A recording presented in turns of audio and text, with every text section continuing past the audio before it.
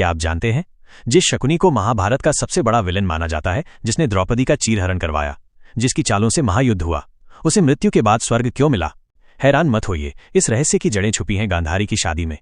गांधारी को एक वरदान मिला था कि उसका पहला पति जल्दी मर जाएगा।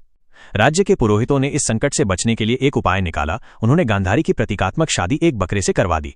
बकरे को मार दिया गया और फिर हुआ असली विवाह अंधे राजकुमार धृतराष्ट्र से। लेकिन ये बात अगर बाहर आ जाती तो हस्तिनापुर की राजनीतिक प्रतिष्ठा मिट्टी में मिल जाती। इसलिए इस राज को दफन करने के लिए गांधारी के पिता राजा सुबल और उनके सभी पुत्रों को कैद कर लिया गया। वो जेल, वो भूख, वो मौतें, हर दिन एक भाई मरता गया। अंत में बचा सिर्फ एक शकुनी, जो जी रहा था सिर्फ बदले के लिए। उसने पिता की हड्डियों से पासे बनाए और उन्हीं पासों से महाभारत का इतिहास बदल डाला। लेकिन जब युद्ध खत्म हुआ और शकुनी मारा गया तो वो नरक नहीं, स्वर्ग गया। क्योंकि श्रीकृष्ण ने कहा, उसने अधर्म को अधर्म से मिटाया। उसके कर्मों में क्रोध था पर स्वार्थ नहीं। उसकी चालें कपटी थीं, लेकिन उद्देश्य अपने कुल के लिए न्याय था।